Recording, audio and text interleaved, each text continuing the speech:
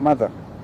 Okay, I think you have heard the certificate is in the name of Kenya Railways Corporation.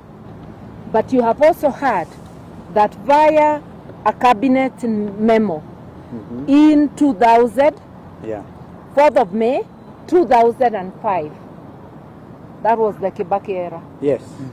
This land was given to the retirees. Why?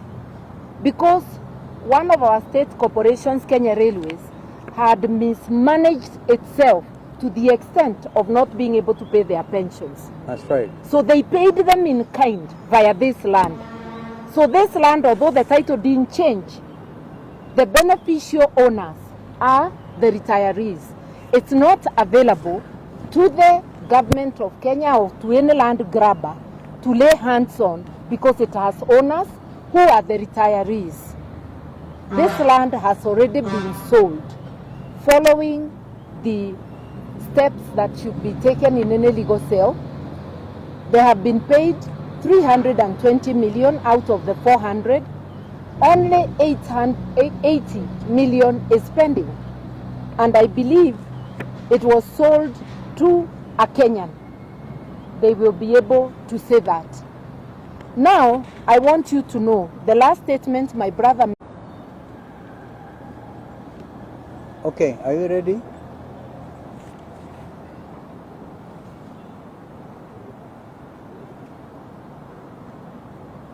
Yeah, thank you.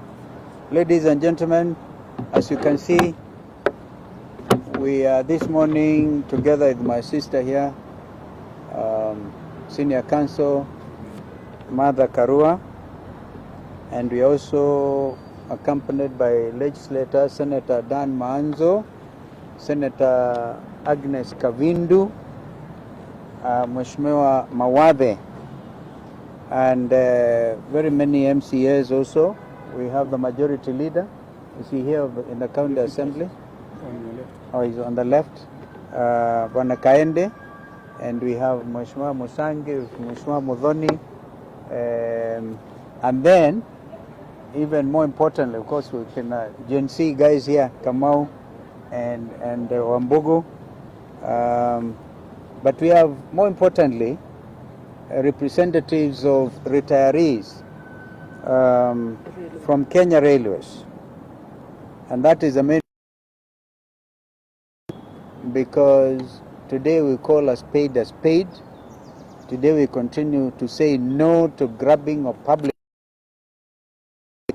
And therefore I'll make this brief statement. I'll read it out for avoidance of doubt. And then our sister Mother may want,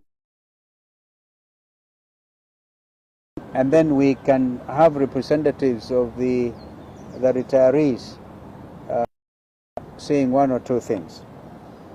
Fellow Kenyans, and this is with reference to a particular land reference. By the way, Integrity Center, Orthodox Church and Integrity Center, this is the land, the railway land we are addressing. 209/1064 stroke 1, 2, 3, 4 and 5 Valley Road, Nairobi, property of Kenya Railways retirees. And we have to make a distinction. This is property of Kenya Railways retirees, not property belonging to Kenya Railways, and that will come out clearly. We live in very interesting times, and times that are clearly very unique. We have all seen what has been happening in the last 2 days in Nairobi, where presidential motorcade gets people killed, people don't care, where people have a sense of hopelessness, even take the law in their own hands because they see and they sense nothing but hopelessness. We are not interested in getting 20 million that he gave to a bishop. We just wanted lunch. That is a state of hopelessness in our country. The government, and now unfortunately even empathy has been swept under the carpet, while blatant greed and wanton theft, backed by state instruments of power, is holding sway over Kenyan people. The government, William Ruto, does not care about the aging retirees who own land reference number that, and I've just read it out, in Valley Road, on Valley Road. These retirees who are here today, they're representatives, and I think they're in their thousands. We will be able to hear from their representative how many of them are actually in that category. These retirees were sent home by Kenya Railways without their pension. Kenya Railways, pursuant to a cabinet memo, vested in their retirement scheme this subject property. It has come to their shocking attention that a person high up in government who has the knack of grabbing public land is at it again. They have chased the poor pensioners out of their property on Valley Road, and the said property is now under police protection, and you can witness this for yourselves as a private developer, quote unquote, demolishes houses of the poor retirees. This is a government that is creating poverty bottom up, bottom up, stealing from poor retirees. I call upon William Ruto to come out open on this subject, and Mother will speak to that, and hand back the property, have the property handed back to the poor retirees, and then leave public property alone. I wanted to say that, and the particulars of the particulars are here. We have also the certificate of lease in the name of Railways, Kenya Railways, and you will then, in your briefing notes, because we wanted copies given to the media, to be able to follow what has happened. These poor retirees are expecting completion of the sale, which was conducted openly. A tender was issued, and then the highest bidder was given the right to buy at 400 million Kenya shillings. And the purchaser has actually gone on to pay 320 million. There's a balance of 79 million. All that money has gone to the retirees. Now they want the balance of 79 million out of this property. There are several other properties, so that we have Kenyans living in dignity when they leave their places of employment. So this is what is happening. Of course, the way forward out of this matter is we recommend strongly that the retirees move to court. In the meantime, if William Ruto has any heart, he should stop. What is going on here. Made was that a person high up in government. The indications and the information coming to the retirees, it is that it is William Ruto or members of his family. Either him or his children, to be precise. And there is a pattern. Any land where he is mentioned as the one grabbing, ever since he took the seat of the presidency in this country, the characteristics are sending GSU, not just regular police, GSU. So he grabs using state machinery. In Dabibi, where I visited, the owners, old people and their families who acquired this land in the 60s and took possession in 74, it is GSU. It is the local police who have kept them away from their land. Now, this land belonging to railway, away, GSU. Once you see police involvement, the onus shifts to William Ruto. And if he says he is not the one, he must tell us who it is. He's the chairman of the Security Council, which comprises, among others, the police and the NIS. They must know who is this trying to take food from the mouth of pensioners. Who is this trying to use state machinery to grab the land? I'm therefore once again asking Dr. William Ruto directly, come clean. Come clean. In Dabibi, after your name was mentioned, titles were manufactured in the name of a third party. So now there is a third party, the man behind MKU, who is now the face of the grabbing at the Bibi. But GSU are still there. So you know it is still William Ruto, because Jane Kehara, MP of Naivasha, had let the cat out of the bag. Yeah. She had publicly said it is owned by William Ruto. We are now telling him GSU has appeared in land owned by retirees. The information is that it's you or members of your family, in particular your children. Come clean and tell us why GSU are there. Tell us if it is not you, then who is it? Grabbing has escalated during this rogue KK regime. Unfortunately, Ruto himself has been associated with so much grabbing in this country. And I can give you one as a testimony. This procession way, he had grabbed it during the Moi era. He returned it after the Dongo report. He had already taken a loan of 100 million. He had to pay the loan back. I don't know how he would be accessing State House without procession way, which he had grabbed.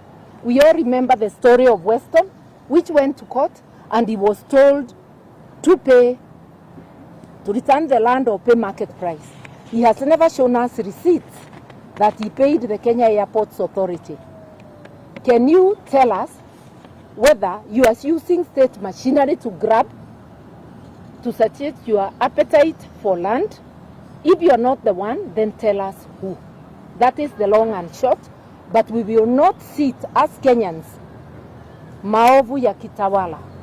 We will stand with these retirees until they get back their lands. In the name of the sovereignty of the Kenyan citizen, we hereby direct you. If it is you, return the land. Stop interfering with the pensioners' land. If it is not you, we direct you to get whoever it is to return this land.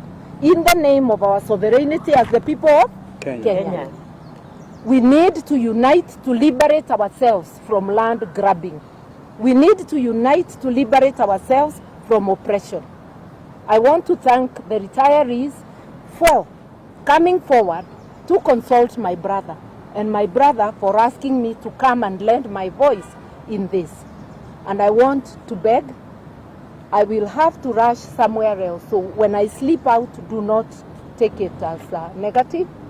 I had also forewarned them, but we will stand to this to support the retirees until their land is restored. I thank you. Thank you. Thank you, Mother. We now hear Mr. Ibuga, is it? Amuma. Amuma. Mr. Amuma, on behalf of the retirees. Ladies and gentlemen of the press, I believe you have heard it all. This is what I want to say. Around 2005, 2006, Kenya Railways management were unable to pay pension to the pensioners. After some consultation and through engagement of actuarial people, it was agreed that some property would be transferred to the pensioners, and the figure was 12.4 billion as at that time.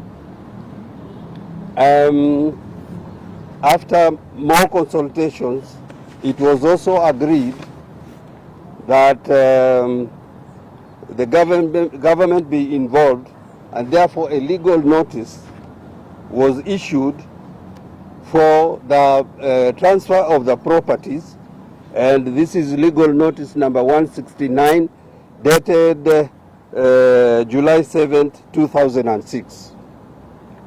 This legal notice has 23 properties. So far, we have sold 10 properties, and we are remaining to dispose of some 11 properties. The issue or the problem at hand is with regard to what you have already heard, land reference number 209 1064 parcels 1, 2, 3, 4, and 5 Valley Road next here, Nairobi. These properties were transferred to the scheme together with other properties as I've already shown, and then the same was advertised.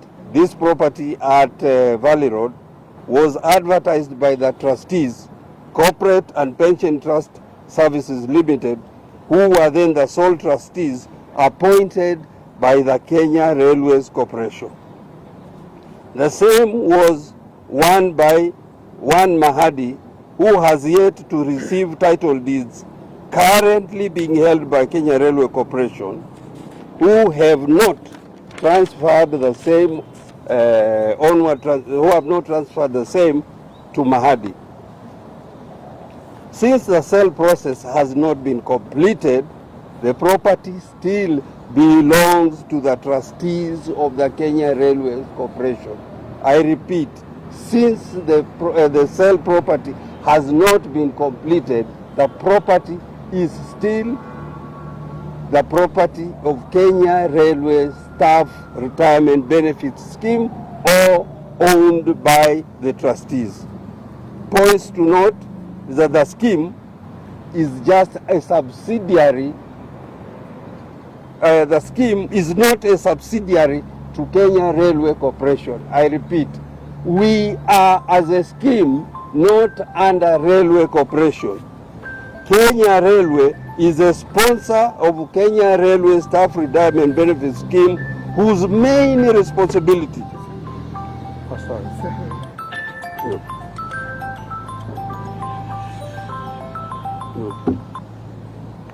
I'm saying Kenya Railways is a sponsor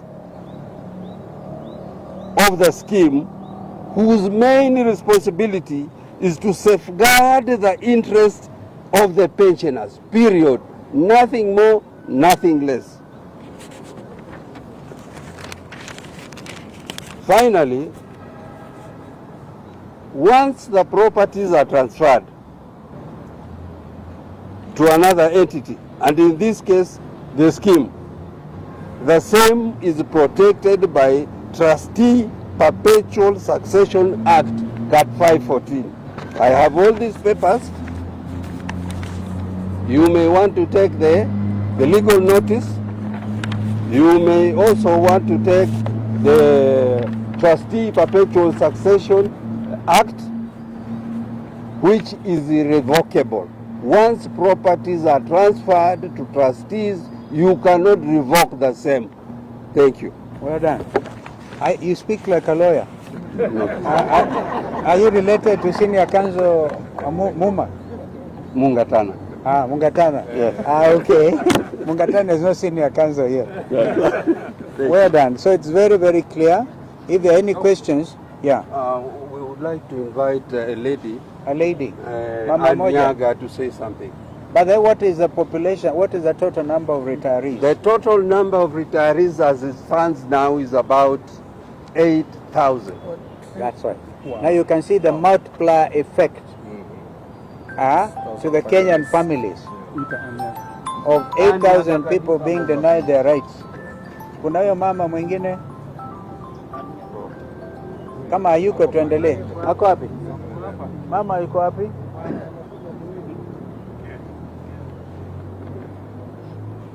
Mama karibu pande hii, pita tu hapo. Tatuambia unaitwa nani? Sio? Mimi naitwa Ann Nyaga, formerly working with the Kenya Railways. I'm a retiree and a pensioner. Kuna mali nyingi tuliweza kupewa na yule aliyekuwa ametuandika ambaye ni Kenya Railways through a legal notice. Na zingine, apart from the one we were talking about, ya Valley Road, we are still requesting. Kuna ingine hapa inaitwa Railway Club, which we sold, which was compulsorily acquired by the government it is more than 3 years ago, roughly 4 years ago, and they have not finished paying us. They pay us little by little, and we are requesting that the remaining billions, few billions that are remaining, should be given to the pensioners, because the natural attrition is very high. Most of us are sickly. Some are more than 90 years old. Kama yule mzee, and we don't. Mzee moja hapo. Yule mzee, hebu kuja onekana yule mzee. Hebu kuja mzee tafadhali. This mzee must be paid his benefits. Unamwona? How old is he now? How old are you, sir? Over 70. You're over 70? Hiyo umekaribia 80 something. Okay. Yeah. Sawa. Okay, thank you. So we are saying pensioners wanakufa wengi sana, wanawacha mali yao. Personally, I lost my dad, who was also a railway pensioner, 1.5 years ago, and there are some areas that he still has to be given, and that represents, I'm not being selfish, but that represents the problems that we are having. So if the government can be kind to us and pay the remaining amount for the sale of the compulsory acquisition of railway club, we would be glad, and most of the pensioners would be able to pay for their medical bills. I don't have much to... Thank you.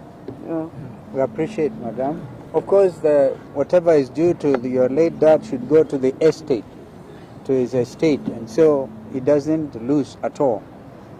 Kwa hivyo, hiyo ndio maneno. Pengine kama mna swali on the pensioners, you can. If not, we go to the next subject. Because I think there's 2 demolitions happening. Au mheshimiwa anaweza kuelezeni, mheshimiwa, but I think I will have the senator say something on what you have just gone through. Mheshimiwa Kavindu, Mheshimiwa Manzo. Yeah. Kwa majina ni Senator Agnes Kavindu Mudhama kutoka Machakos County. Everybody knows you by now. Mimi yangu ni kushangaa kabisa kwa sababu hawa pensioners wa railways wakiwa somebody is grabbing where they belong and what belongs to them.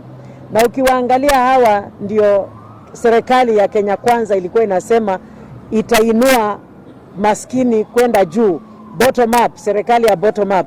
Lakini sasa inaonekana ni bottom chini, wakiendelea kuwafanya kuwa maskini, kwa sababu hao wazee wameretire, na wakiwa wameretire sasa pahali wanaweza kuita kwao na wanaweza kuuza wakajisaidia, inakuwa grabbed.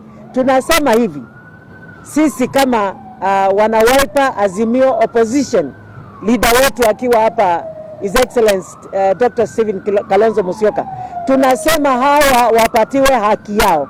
Na President Samoei Ruto tunakuheshimu, lakini sasa hawa watu watalia mpaka lini? Maskini watalia mpaka lini? Wapatiwe haki yao. Na kama vile Mheshimiwa Martha Karua amesema, kama sio wewe umegrab, ni nani amegrab? Wewe ni baba yetu katika hili taifa. Kama baba, fanya haki kama baba. Asanteni. Senator Manzo. Yes, I want to say that the rights of pension and any other monies accruing to somebody who is retired is a constitutional right, and it is enforced by the law. And therefore, there is no way you can take away what belongs to a pensioner and give it to somebody else.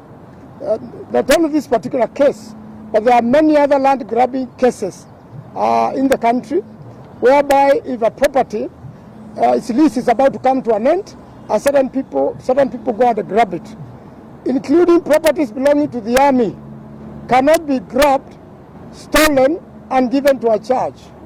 God is not poor. God does not take stolen sacrifices. It can only attack curses to whoever is doing that. And I want to say that this particular one, the Kenya Railways are only trustees. They should give it to the retirees or make sure they look for money and pay for it up. I thank you. Well done. Thank you. Mheshimiwa Mwadhe, you have to say anything? I think we move to the next level. The next thing is, one would have expected that when William Ruto went to visit Mathare, Dagoretti and other places today we gather is in Makandara, he would at least had the heart to address the problems that our people faced after the demolitions, particularly along the Nairobi River. And now we have seen notice kusema kwamba they are not satisfied with the 30 meters. They want now to go up to 60 meters and therefore occasioning greater harm and pain to the people of this city. And these are fellow Kenyans. They were even promised, I would have expected William Ruto to say, here is the money that we promised to Wapatia. In fact, if you remember, it was a point of departure with his deputy, because the deputy could see the blatant abuse of human rights of the citizens of this country. So we are seeing that instead of giving prominence to things, to this challenge, is now offering to get up a machine which can manufacture 1 million chapatis. If I was asked for an opinion, and if you truly believe in the bottom-up thing, first of all, the making of chapati is actually a Kenyan tradition. It should be given to mama mbogas. If you want to feed the children, and this is advice to Governor Sakaja, in Dagoretti, in Mukuru Kwanjenga, wherever, give that contract to mama mbogas. Waambiwe, we will supply every month to this school, to that primary school, to Toy Primary School. But you can imagine creating a machine ya kutengeneza chapati. I think it's a big joke. These people have become a real big joke. And we therefore want to tell them we are watching, and of course we'll be going to the ground. I know media occasionally say, hey, you guys go out there. Haven't you seen that Ruto's tour of the city comprises more policemen with batons beating people, right, than the citizens themselves? So you cannot force yourself on the Kenyan people. Kenyans have decided Ruto must go. Ruto must go wherever he goes. And we know they even paying, not all of you, the regular media, but musionyeshe hiyo. Kwa mfano jana, these retirees, I'm told, had a procession to their property. But people misdirected the media to Utawala. Today, they are getting it as it should be. God bless you. Kama kuna maswali ama somebody wants to add, Mheshimiwa Mwadhe. Asanteni sana. Mimi nitazungumzia, kabla sijazungumzia ili jambo la ubomoaji, nitazungumzia hilo jambo la retirees.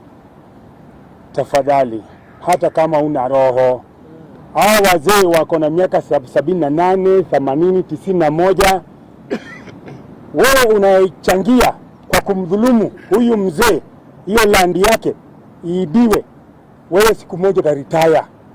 Usisahau hao wenyewe walishindwa kuwalipa hawa wazee, ndipo kabidi wapatie hayo mashamba 23 ambayo wameweza 10, lakini moja na grabiwa hapa. Tafadhali shamba irudishwe kwa wazee, na hiyo railway pia warudishiwe. Hicho ni kiwanja chao. Asanteni. Tazama nyinyi wazee, na hakikisha kama umepata shamba zenyu. Thank you. Nini lingine? Ili jambo la ubomoaji nataka kuanzisha upya. Riparian ilikuwa ni kwa kisheria ni mita 15 kushoto, mita 15 kulia, ama kutoka kwa mto. Lakini sasa nataka kuongeza, uende kabomoe mita nyingine 15 pande hii, mita nyingine 15 pande hii, hiyo mita 30 kila upande. Ni sheria gani ambayo mnatunga? Mna publish vitu kwa magazeti sababu printing press, government printing press ni yenu. Haiwezekani. Kule kwa ground mtakutana na wananchi. Kule kwa sisi hatutakubali mje mbomolee watu wetu hapa Nairobi. Hapa Nairobi hatubomolewi. Wewe tafadhali, kama una mambo yako kubomolea watu, nenda kabomolee kwingineko. hapa Nairobi River hatutakubali. Na wananchi wale wako pale wameishi pale miaka zaidi ya 37, 42 hapa wanapoishi. Juzi mkaongea mkaambia mkaahidi kwamba mtawapatia pesa za kwenda kuishi mahali pengine. Mkawadanganya. Tafadhali ili jambo tuliangalia kimakini because wananchi wako tayari kutoka. Mtakuja, mtatupata pale kwenye ground. Sisi hatuwafichi na sisi hatuwaogopi. Round hii hata kubali mtamuabomolewa watu wetu. Hiyo wizi wa mashamba umezidi sana. Tamaa ya mashamba. Kwani ni mashamba ngapi nataka? Ni mashamba ngapi mnataka? Hao wananchi wa Mukuru kwa Njenga, Mukuru kwa Ruben, Kware, hiyo line yote. Kibra. Huko kote mtaka kuabomolewa. Kwa nini? Ati 15 meters zinatosha kufanya riparian na kupanda miti. Kwa area yangu mimi Embakasi South imepandwa vizuri na wale machief na wale ACC wako kule. Kwa hivyo wacheni kuja kuingilia kudhulumu wananchi tafadhali. That is totally unnecessary. Kuna mala pengine pa kupanda miti kama mataka. Asante. I just want to say that the journeys made by the president in Nairobi is a preparation of young Kenyans to accept a new finance bill, which is being prepared. And I want to urge Kenyans, and especially the young ones, and every caring Kenyan, that we need to look at it carefully. It is not very different from the one which has been rejected before, and the Kenyans should be alert. That's why the president is trying to popularize his ideas in Nairobi. And finally, you have seen the tours are mad with chaos, robberies, and the people who are paid to come into these rallies eventually end up looting people. I think the main thing is to provide security for innocent Kenyans whose cars are being broken into and they are getting robbed, and even unfortunately somebody died in this. The president has need to apologize for it and compensate that particular family. Thank you. Well, maybe two other points. You have noticed that the Haiti mission is now become a matter for Kenyan taxpayers. Who in the first place allowed them to go to Haiti? I was in Kajiado yesterday, and the body of our first fallen police officer will be arriving, probably has arrived, and will be buried somewhere in Kajiado on Wednesday. This is a big shame. Ebu angalieni, badala ya kulia that the American administration has withdrawn USAID in order to now cover that gap. Our advice would have been very simple. That you withdraw our Haiti children. Withdraw them. If you are now asking Kenyans to pay some 4.5 billion, I've seen that in the media.